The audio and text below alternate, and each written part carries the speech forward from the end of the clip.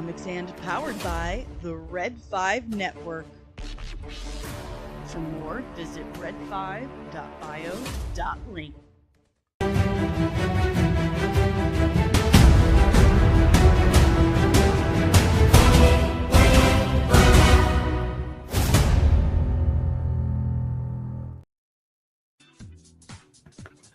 Good morning. I hope you guys had a good weekend. I tell you what's not having a good time, and that's Twix, X, Twitter, whatever you want to call it.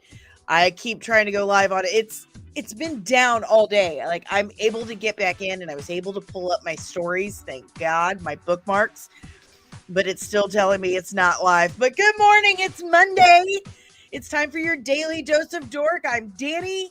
Hello, how are you? Oh, I just spilled water. And I'm already freezing cold, so that's great news. We're off to a great start. Twitter's not working. I'm freezing, and I just spilled water everywhere. Everywhere. Good morning. Oh, my goodness. Good morning, Fernando. Good morning. Good morning, Maria. Good morning. Good morning, Taco Cat.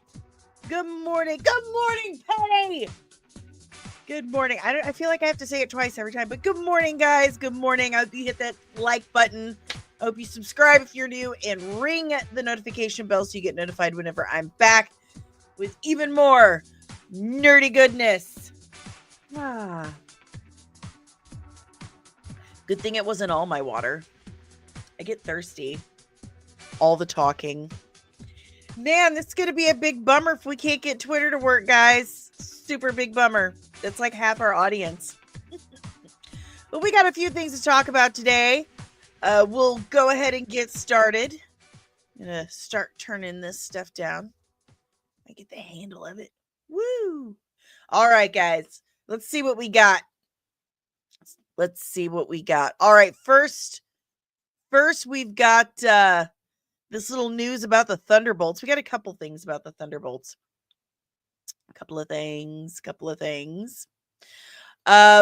This one says that the quality of the Thunderbolts is comparable to that of Captain America and the Winter Soldier.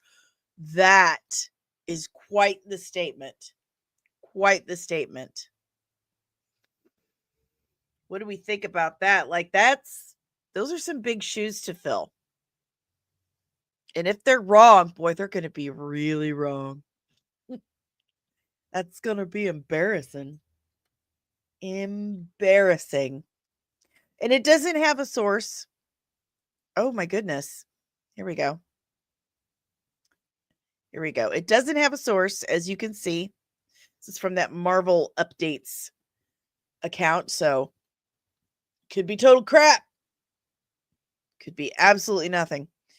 But they're claiming it's the same quality. It's comparable in quality to Captain America Winter Soldier, which is arguably one of the best MCU movies to date.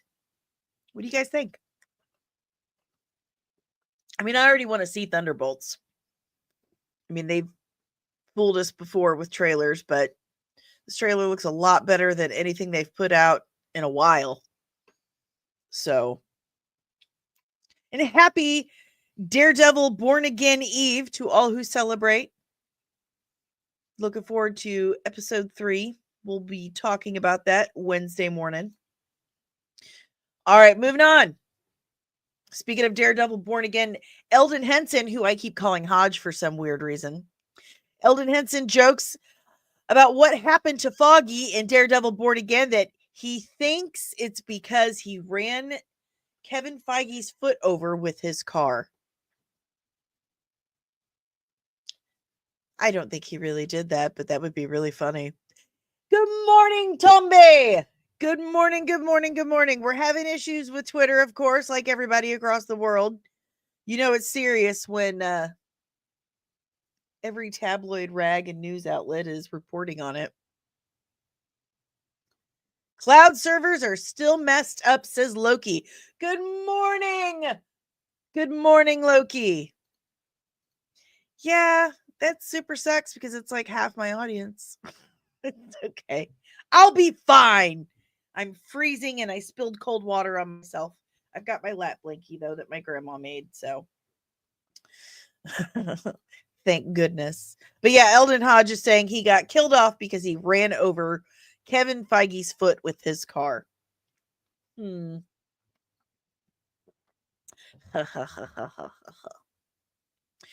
Game of Thrones fans, we've got some good news.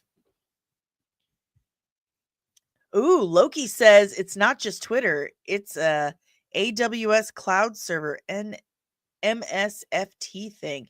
You know, I'm having problems with my Plex too. There's a few things. Everything's running slow. Ooh, hackers, eh? Uh-oh.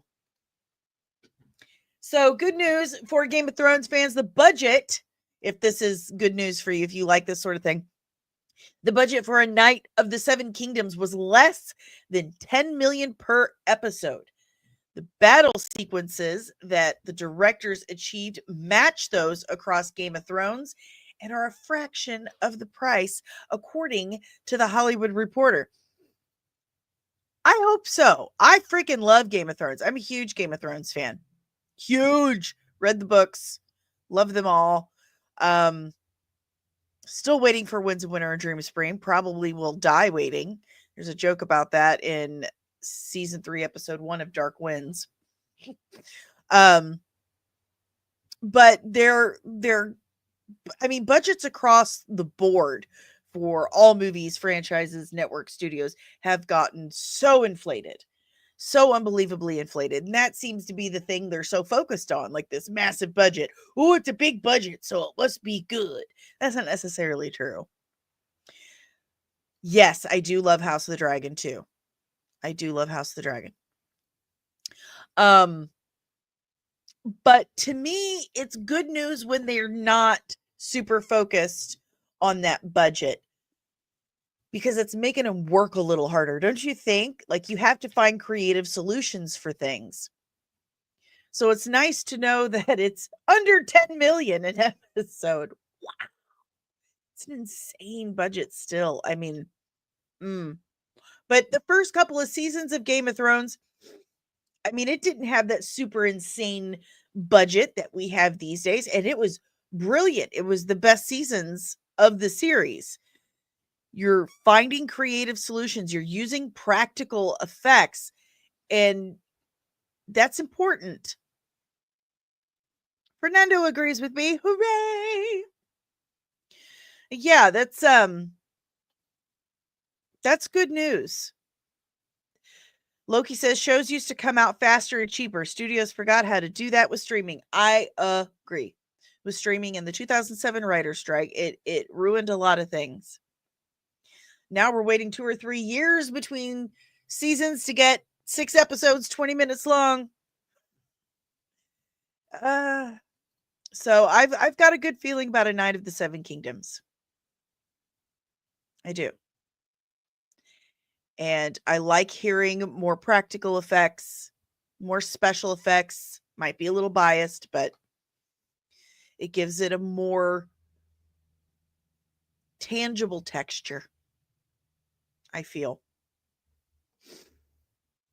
And maybe, just maybe, this will start a trend going back to the way we used to do things with TV series.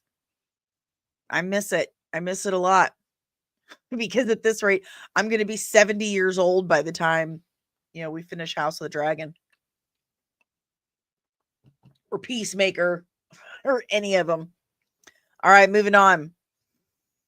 We got a new look at Valentina. Oh, this girl right here. Okay, so she's playing Mel. I cannot remember her name, but she's in Miracle Workers.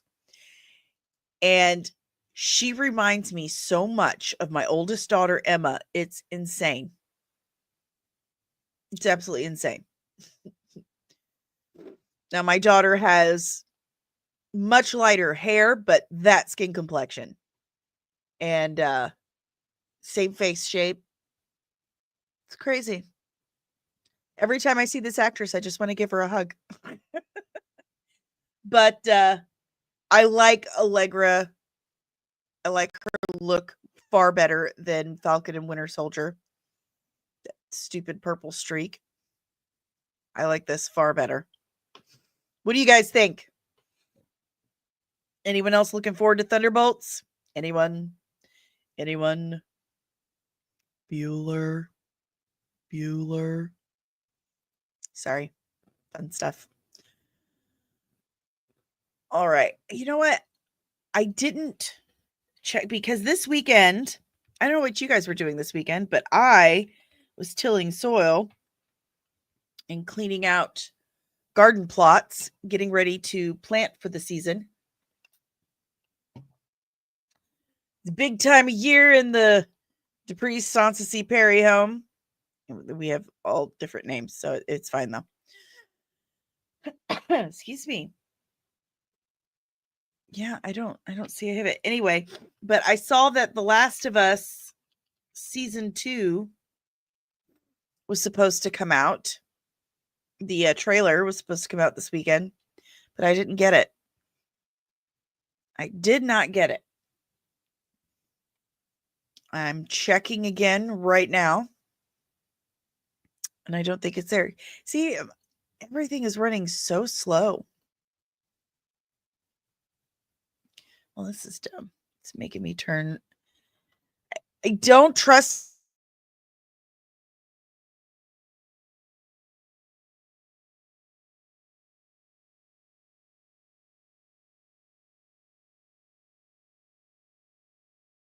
YouTube's. See if we can find it there. Anyone else see it yet? Maria says the first season was really good. It was. And they use a lot of practical effects. See what I'm saying? See what I'm saying? Made her look like a certain secretary on purpose. Which secretary? Which secretary? Okay, let's see. The Last of Us season 2 trailer. All right, I got it. Let's watch it. Let's watch it. Let me get this pulled up. Alrighty. Taking so long to do stuff. All right. And away we go.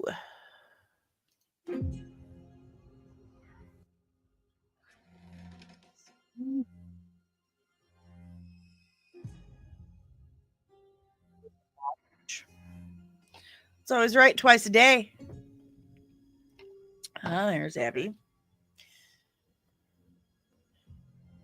Yeah. Now, my kids tell me this season's going to be super sad because they played the games. I have not played the games. Y'all know I'm not a big gamer. This is where we live. Oh. What's that? The fence. Mm. What's inside? People. What's outside? Uh-oh. And those fungi demons, they really freak me out. Was that Joel on a rope? Oh. Oh my. Monsters.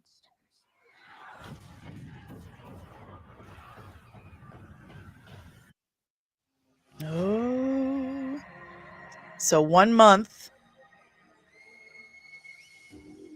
She had Princess Leia hair. By the time the sun comes up tomorrow, Oh. Uh-oh. there's a very good chance. Tattoos. Oh. Hey, Jeffrey Wright. Oh my gosh.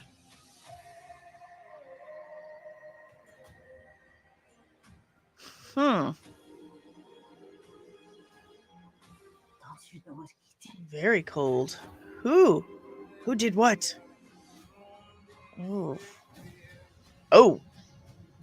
Ooh. You swore. Uh-oh. What'd you do, Joel? April 13th, huh? So about a month. About a month we get Last of Us Season 2. What do you guys think? Abby looks kind of small. Really? Again, I haven't played the games. My son Kessler has, though. Good morning, Nerdling First Class Backyard TARDIS. Maria says, Thunderbolts is going to be better than Fantastic Four, in my opinion. Really? That's quite a statement, Maria. Oh, they were trying to make her look like Tulsi Gabbard. Huh. Weird. I think she's the bee's knees. Backyard TARDIS says, honestly, the one-time fans don't want it to follow the same path as the games. Gotcha. He said that's what my son was saying. My son Kessler was saying that it's going to be really sad. Really sad. And I'm not going to say why. I think it looks good. I like The Last of Us. I do. I love the special effects team. I love what they're doing. Looks incredible. I got to talk to Jeffrey Pierce a couple years ago. He played Perry in the series, but he did the voice of Tommy in the games. And that's on the channel if you guys want to watch that. Got 15 minutes with him. He's a really great guy. He's like the one actor I've ever spoken to that seems like a normal. Well, there's two actors. He's one of the two actors I've spoken to that's just a totally normal, down-to-earth dude. Doesn't seem mentally ill at all. I'm serious. I agree. Backyard TARDIS says, Maria, Thunderbolts looks better than Fantastic Four. Wild. It definitely looks like it has way more action. Way more action. But speaking of trailers, last week, the trailer from the canceled CW series Powerpuff Girls, the live action Powerpuff Girls, got leaked. I meant to show it to you guys last week, and I forgot twice. Because I don't have a producer. I don't have anyone keeping me on track today. Ever. Any day. Like, never. And I'm a squirrel at a rave. So, I figured we could use a laugh, because y'all know how I feel about the CW. It's produced one decent show in the years it's been around. And it's not Smallville, because Smallville was not a CW show. Smallville was a WB show. Big difference. People getting dinged for copyright. Let them try, because this is commentary. This is commentary and review. You can't get dinged for commentary and review. They can try, but you'll always win. Because you hear me talking over the trailers we watch together and we give our opinions. Commentary and review. So we're going to watch the Powerpuff Girl trailer. And we're going to have a good laugh because it looks awful. It looks so bad. It's like the most CW thing that the CW has ever done. Fernando. I never liked CW shows. Same. They're terrible. They're absolutely terrible. They're corny. They're campy. They're low budget. They're lazy. The worst I have seen so far was the 4400 reboot. Oh my days. It was so unbelievably horribly bad. The original 4400 series was incredible. It was like a game changer for TV. It was so good. But the reboot was terrible. And this Powerpuff Girls live action show starring Chloe Bennett and Turk from Scrubs is just, it's the new worst thing I've ever seen CW put out. So let's check it out together, because this is hilarious. Stressed. Wait, is it daylight savings? Buttercup was constantly rebellious. I'm not wearing that dress anymore. It's I mean, normative and ass ugly. And gender Bubbles normative. was constantly drinking. So hold on a minute here. They've completely changed the Powerpuff Girls dynamic. Blossom was constantly stressed. Bubbles or Blossom was constantly stressed. Wait, is it daylight savings? Buttercup was constantly rebellious. I'm not wearing that dress anymore. So Buttercup was the rebellious one, but she was the angry fighter with the raspy voice. Like, this is stupid.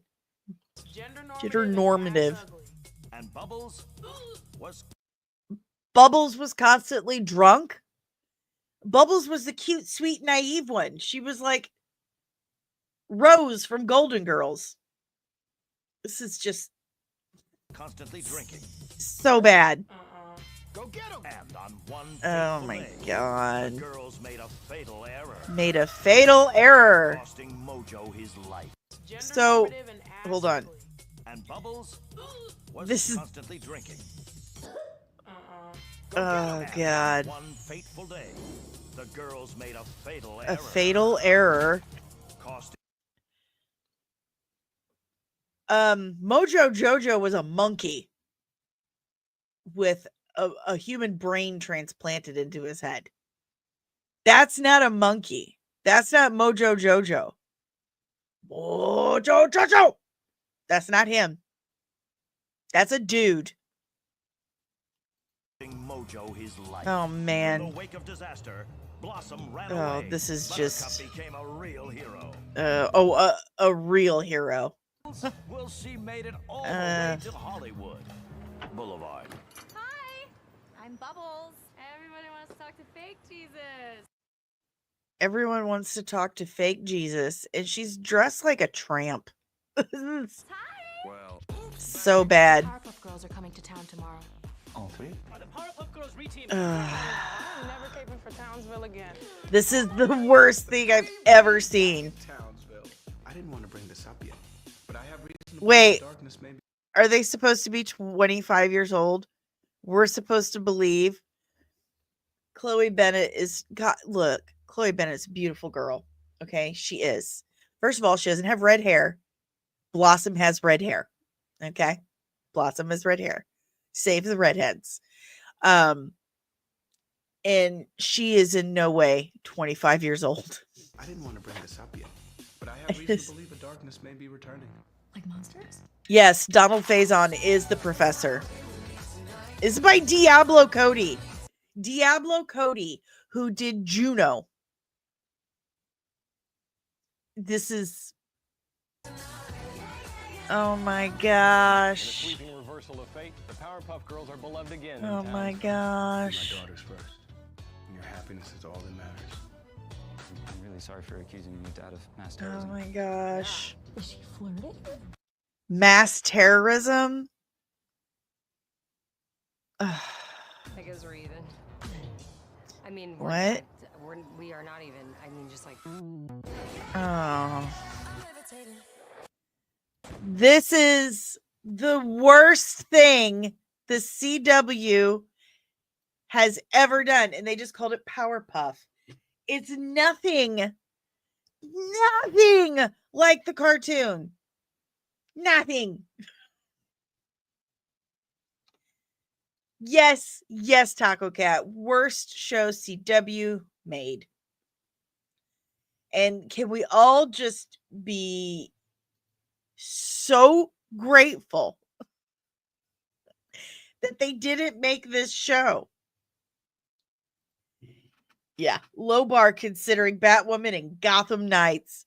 Holy shnikes. I couldn't get past the first 5 minutes of Gotham Knights. I mean, first of all, you're saying that Batman has adopted a son and didn't tell that son that he's Batman. Everyone knows Batman loves putting innocent young boys in danger in tights. and then Batman's dead. Batman's been killed in his own home. Such crap. That's as far as I made it, and I turned it off. It was so bad. So bad. So let's all just have a moment of gratitude that this show never saw the light of day. This is bad. I mean, Robin Lively is in it, Donald Faison, Chloe Bennett. I feel sorry for all of them. Fire your agents. Fire them. They have no idea what they're doing for your careers. Wow. Wow. Yes, we're going to thank the Lord for having mercy on us all. But Chloe Bennett, Donald Faison, Robin Lively, they should all fire their agents. This is just atrocious. Speaking of bad ideas. So now Facebook's having issues too. Wow. Crazy. But speaking of bad ideas, we also have inside Amazon's takeover of James Bond. You gotta love that cover. Look at that. Look at that. Just look at it. Would you look at it?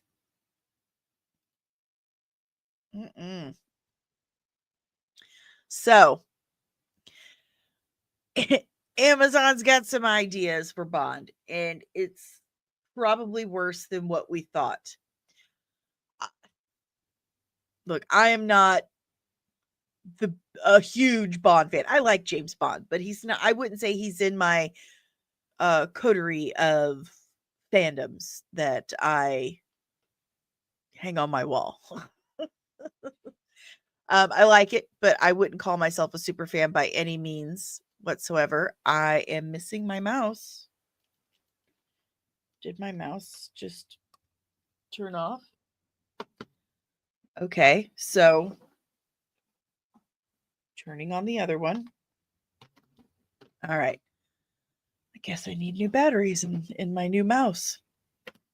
All right, so Dave, however, my boyfriend, is a big Bond fan. He's a Bond super fan.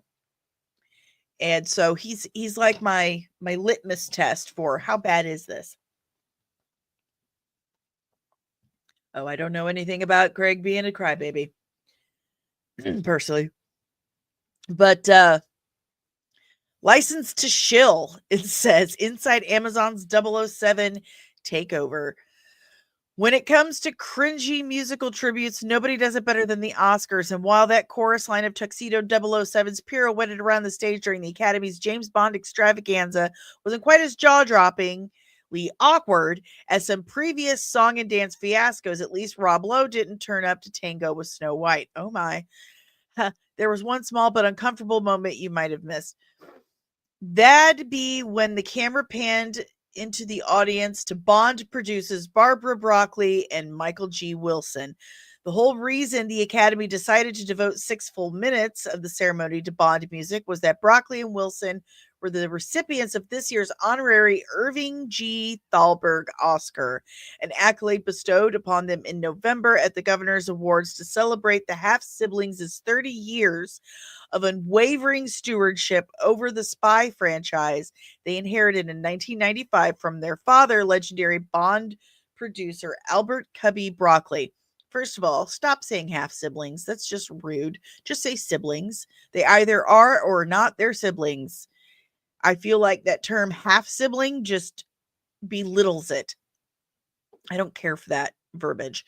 Let me tell you, they don't just produce Bond movies. One time, Bond girl Halle Berry gushed about Broccoli and Wilson in her introduction from the podium. They were the heart and soul of the franchise. There was just one small problem. Days before the ceremony, Broccoli and Wilson announced they were selling Bond to Amazon. It was a bombshell development that caught much of Hollywood, including clearly the Oscars musical producers, by surprise.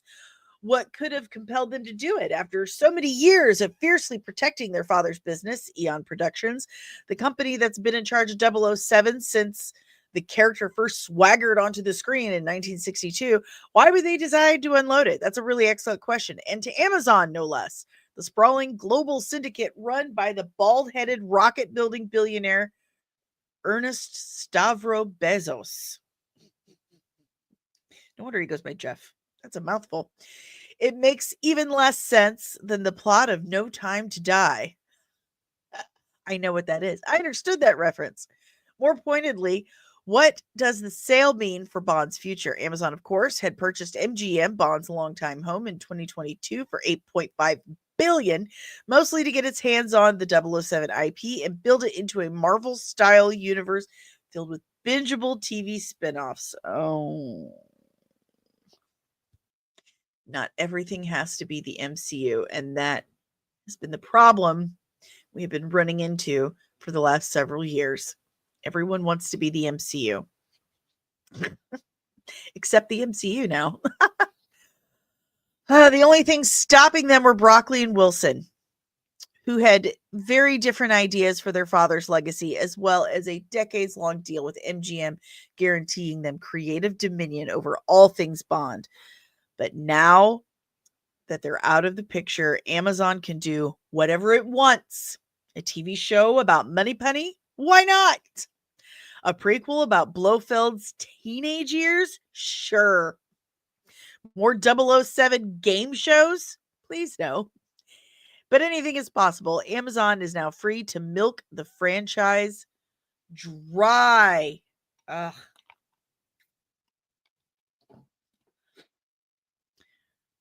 Don't let anyone screw it up, Cubby Broccoli warned his children before he died. You can screw it up if you want to, but don't let other people screw it up. Barbara, 64, who was 2 when Dr. No opened in the UK, and by the time she was a teenager, she was working on her dad's movies. Michael, 83, took more circuitous route to the family business, studying law and engineering before officially joining the franchise in 72. Though he did have an early gig as an extra in Goldfinger. The point is, Broccoli and Wilson were practically raised on 007 soundstage at Pinewood. Bond is their blood. So when they inherited their father's franchise, they took his words to heart. For Barbara and Michael, it's always been franchise first. This is one Bond insider. Nothing else got in the way. When they took over in the mid-90s, the franchise was in critical condition. Timothy Dalton's 2 Bond films, 87's The Living Daylights and 89's License to Kill, had bombed. Cubby Broccoli, the man who had, with partner Harry Saltzman, ushered 007 into the big screen in the 60s, was dying of heart failure. Wow. He was dying after a triple bypass. At the time, there was doubt that another Bond film would ever be made, but Broccoli and Wilson managed to squeeze $60 million out of the studio to produce GoldenEye, which ended up grossing $356 million worldwide. And a lot of people's absolute favorite Bond film and favorite movie. Favorite movie and favorite game is what I absolutely meant to say. Yeah. Fernando says, I'm a huge fan of the actress who plays Penny, but a spinoff about a receptionist is stupid. Hard agree. I don't know one Bond film who said, you know what we need? Do you know what we need?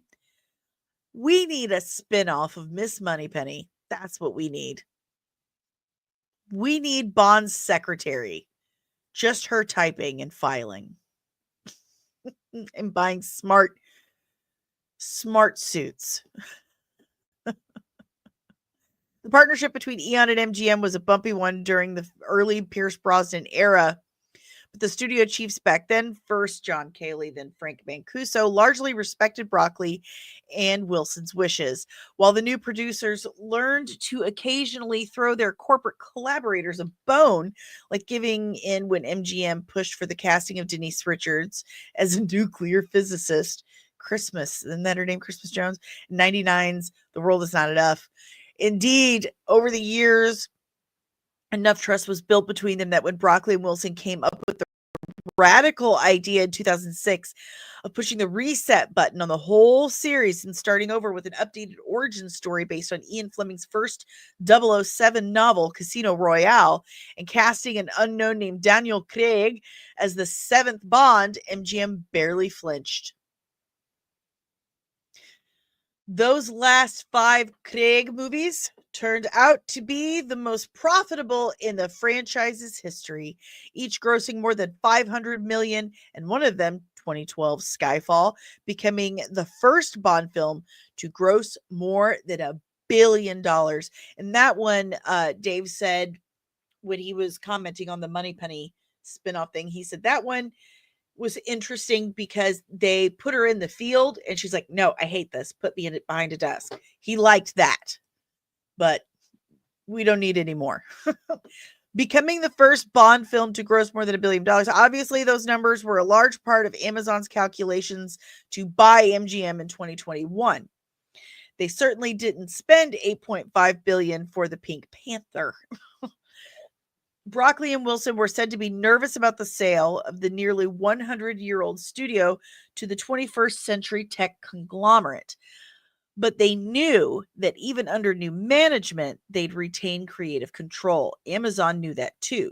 But executives there, like Mike Hopkins, head of Prime Video, and Jennifer Salke, head of Amazon Studios, apparently believed they could sweet talk the Broccoli's into expanding the brand beyond the single Bond film Eon had been putting out every 2 or 3 years. As Dr. No himself would put it, that was very foolish. We just try to focus on making good pictures, and that takes time. It takes a couple of years, Wilson said in an interview shortly after MGM's sale to Amazon, telegraphing to his new owners his willingness to put Bond on television, his unwillingness to put Bond on television. Putting all that energy into making 10 or 20 hours of a TV show, that's a big commitment. We'd have to delegate to do that, and we've been very reluctant to delegate. They said it again, his half-sister. His sister expressed it even more bluntly in that interview. It's not something we've ever wanted to do, she said. Still, Amazon had ideas. Sources close to the franchise say the streamer approached the Broccoli's with pitches for a television series based on Moneypenny, the MI6 secretary who's been batting eyes at Bond since Sean Connery's days, as well as a show about Bond CIA buddy Felix Leiter. What Dane said, that might actually be interesting. He likes Felix. And maybe even something involving a female 007. Stop right there. My straw just went flying out of my cup because of my flourish. Stop right there. 007. 007 is Bond's number. James Bond. That is his number. Those are meant to be for an individual. They're not legacy numbers. That's you. That's a person. That's like your social security number. You don't recycle those. So why is it not considered insulting to women and men to reboot something like that? It's like you're saying a woman can't handle her own character in the Bond universe, so we're just going to make her like Jamie Bond or Jennifer Bond. You're saying that the first one, that James Bond himself, the man, doesn't matter, and that the woman isn't strong enough to carry her own character. That's insulting to me. As a woman, that's insulting to me. And as a creative person myself, as a writer and a creator, I find that stupid, because it's just lazy. Make a new character. Make her 006 or 008. Why not? There's so many other numbers you can use. Make a spy. Make your own female spy and make a show about that. Don't take James Bond away. That's stupid. It's so stupid and it's so lazy. Yeah, they did. They did. Dave really hated that movie. He really did. But it's lazy and it's insulting. Predictably, Broccoli and Wilson were not interested.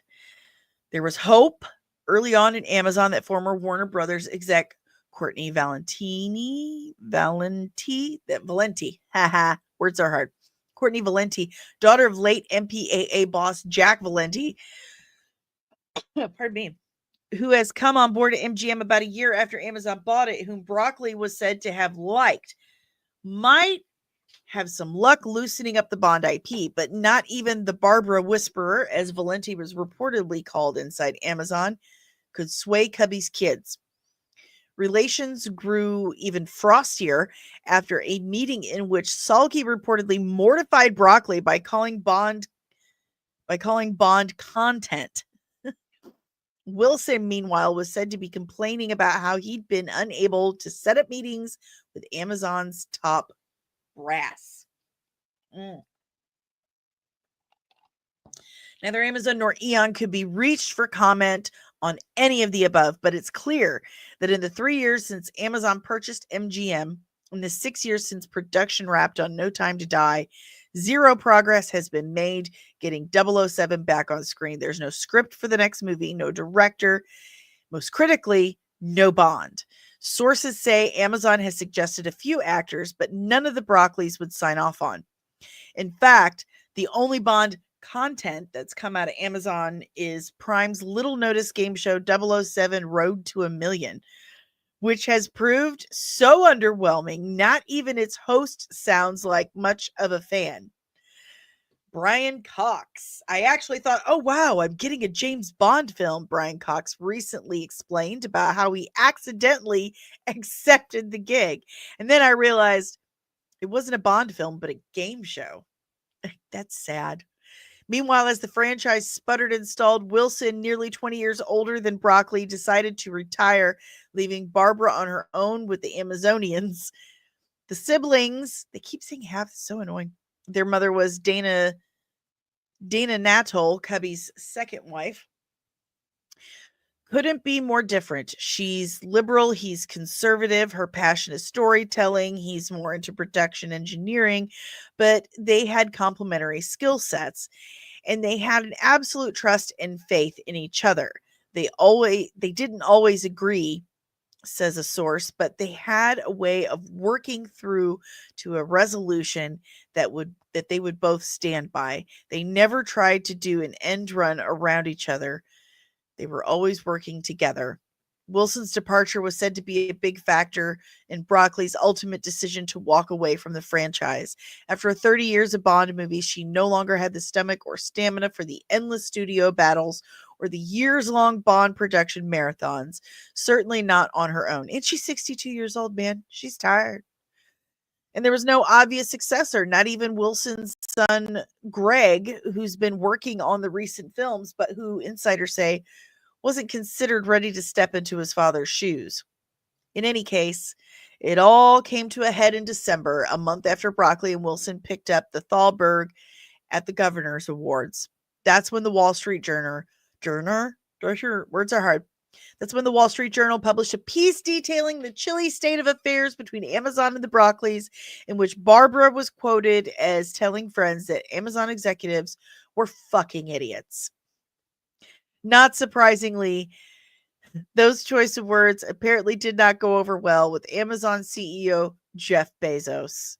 He read her quote in the journal and got on the phone and said, "I don't care what it costs, get rid of her." Is how one describer describes, what happened next. Sources close to the company strongly refute that Bezos made such remark and deny that the journal's reporting had an impact on negotiations, noting that discussions about the joint venture took place over the better part of a year. Yeah, I doubt that. Either way, insiders say Bezos would end up paying close to $1 billion for the franchise. For that kind of money, Broccoli and Wilson must have decided other people can screw it up all they want. Wow. There's so much more to this article. But I think we know what's about to happen. And who knows? Maybe Amazon will screw it up. This is not good news. Not good news. Bond fans are really upset.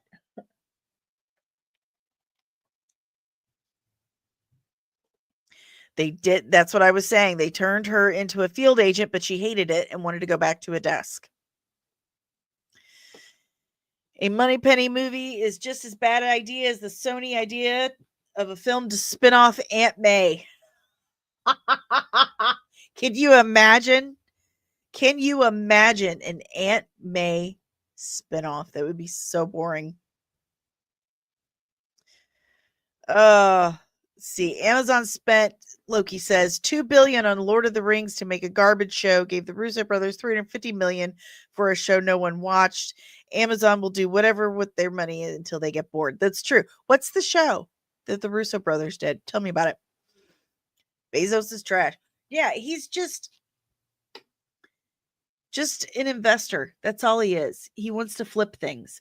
All those heads, all those studio heads like Zaslav, all of them, they just want to flip it, turn a profit. They're not creatives. Now, I believe that you should have a blend of creatives and people who are good with money in charge of studios. But you can't constantly step in and mess with their Kool-Aid. You can't mess with the recipe. Let their creatives be creative. Get creative with your money behind the scenes. Citadel. Oh yeah, that was terrible. Like at first I was like, oh, this is fun. Wait, no, I've had time to think about it. I don't like it.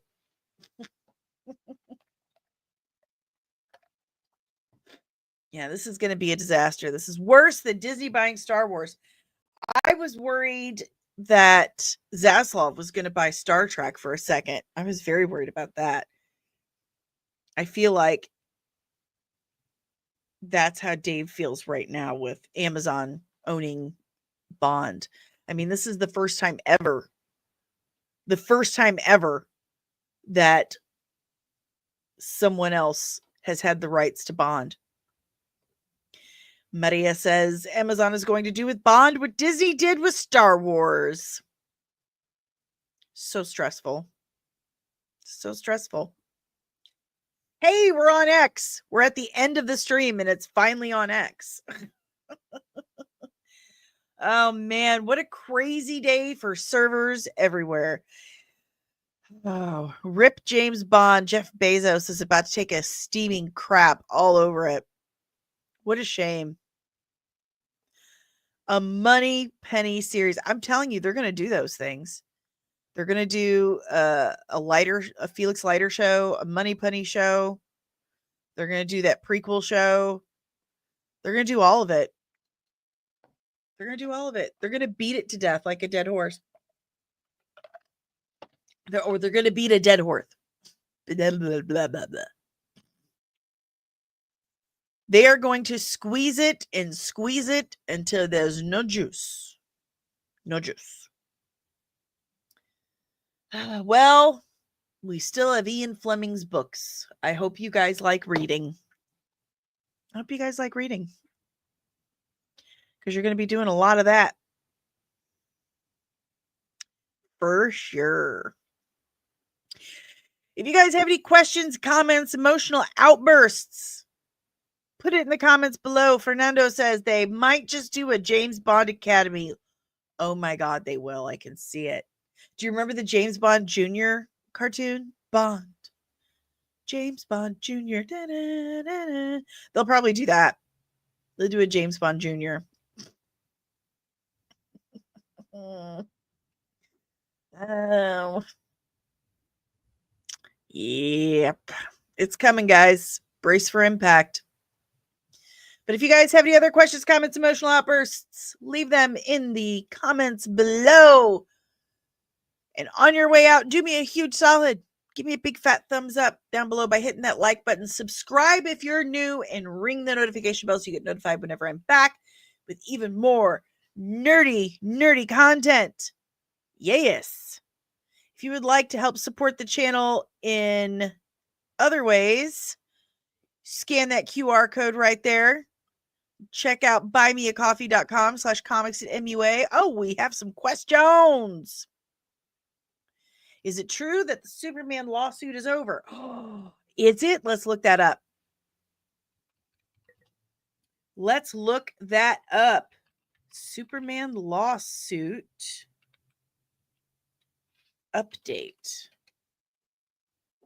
Oh, this comes from Variety. Let's check this out. Thanks for the heads up, Fernando. Thank you. Okay. Warner Brothers moves to throw out Superman suit over foreign copyrights. This is from the other day. Warner Brothers Discovery DC Comics have moved to throw out the lawsuit over copyrights to Superman in foreign territories, arguing the issue has already been exhaustively litigated.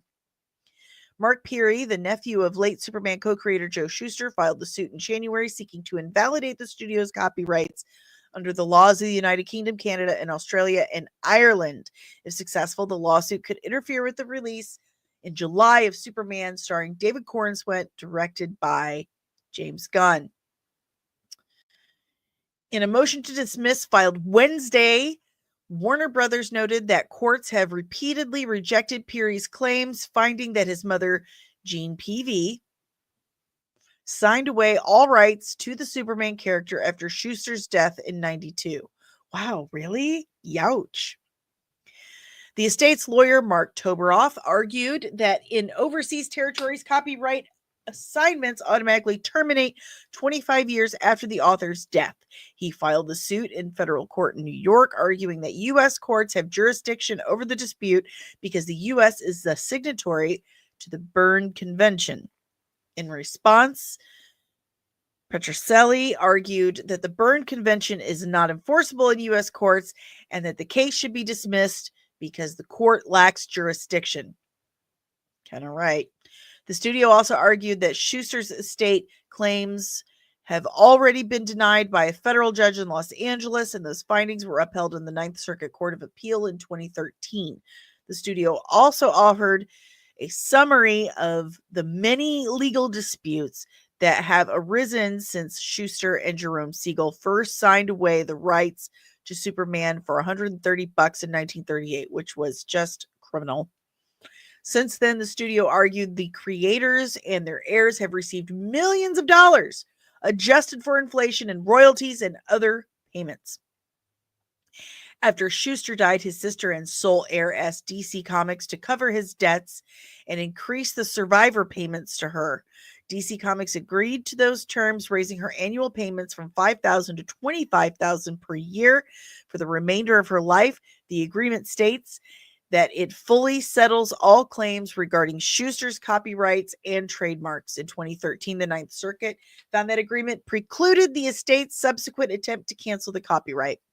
Toberoff argues that the Ninth Circuit Court opinions pertains to U.S. copyright law and says nothing about Peary's rights in other countries. The suit seeks to assert the Dickens provision of UK copyright law, which it argues also applies to Canada, Australia, Ireland, Israel, Singapore, Hong Kong, India, New Zealand, and South Africa. Wow. In response, Petrocelli argued that the 92 agreement covers all rights, including foreign rights. There are no carve-outs in the controlling 92 argument for any foreign copyrights, much less for the copyrights in the 10 countries Peary now alleges in the complaint. Warner Brothers has words are hard. Warner Brothers was required to respond to the suit by March 24th, but filed the motion to dismiss nearly 3 weeks early. The studio asked that if the judge does not dismiss the case, that it should be transferred to the Los Angeles judge who handled it previously. Superman is due to enter public domain in 2034. So it sounds like Shuster's nephew is wanting his money. He's wanting some money. So it's not done yet. A motion has been filed to dismiss, and I think they have until the 24th. We may be waiting until the 24th before we get a definitive answer. But Warner Brothers is asking that if they don't dismiss it, that it be sent back to the judge who previously ruled on this 12 years ago in Los Angeles. So we have until the 24th. We'll see. We will see. It doesn't seem like they're too worried about it. But if Peary wins this, if the judge finds that there is a case, I should say, then this absolutely could interfere with Superman's release in 3 months, 3 or 4 months. So we're kind of on a clock here. If they don't dismiss it, we're on a bit of a clock. Yep. All right, guys. Anything else? Any other questions, comments, emotional outbursts? Let's hear it. But if you want to help support the channel, in the meantime, you totally can. You scan this QR code right here or go to buymeacoffee.com/comicsandmua. You can tip me as little or as much as you like, or go to Cash App, because the facts are facts. I can't keep the stream going without help from my subscribers. You guys are the best, and I appreciate everything you do. I appreciate you tuning in every single day and starting your days with me. I appreciate the tips you guys send me when you do. So thank you. Thank you very much. If you'd like something in return for your financial assistance of the channel, check out patreon.com/comicsand and join the official Nerdling Army. You get behind the scenes, outtakes, sneak peeks. You get to see what I'm working on with everything, writing, comic books, content. You can request breakdowns. I'm getting ready to release this week a new breakdown about Achebe from the Black Panther comics. But next, I am working on the question as requested by Nerdling First Class, Backyard TARDIS. Yes, it is an actual Nerdling Army. You get your own ranks and insignias and your own exclusive merch with your rank insignia on it every 3 months for the first year that you're a member, and you get access to the official Nerdling Army chat. We need more people. We do. We need more people because I'd like to have that chat like hopping. Like I don't have enough group chats to keep up with. But check that out today if you're interested. And we also have a merch store, comicsandcosmetics.etsy.com. All of my graphic designs on any product you can possibly imagine right there. And the proceeds go to help keeping the stream on air, paying for my softwares and stuff. Do you like my glasses? Do you like them? I love my glasses. I love them so much. And they're anti-glare. Pardon me, anti-glare, anti-blue light. So I don't get headaches when I'm staring at my computer screen all day. I got them from Zenny Optical. They are an affiliate sponsor of mine. So if you go to this crazy looking link right here, which is also in the description below, you can get 10% off your next pair of glasses, whether they're just for the computer, whether they're readers or actual prescription. You get 10% off. You're welcome. My gift to you. That's right. And I am a member of the Red 5 Network. We are a collection of content creators and podcasters that are exclusively nerdy, very nerdy. So Star Wars, Star Trek, you name it, we cover the gambit. MCU, DCU, doesn't matter. We talk all of it. So if you like my podcast, chances are you will like other members of the Red 5 Network. So go to red5.bio.link today to check out our Red 5 family of podcasts. But that's all I've got for you today. Oh, thank you, Maria. Gracias. Thank you. Do you see the Star Wars landscape will improve with No More Catherine? Or Kathleen? Oh, yeah. Get rid of her. She's retiring at the end of the year. No more. No mas. All right, guys. I'm out for today. Be kind to one another.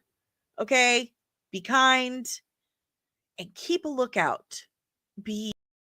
Disney and Kathleen Kennedy are gonna get you.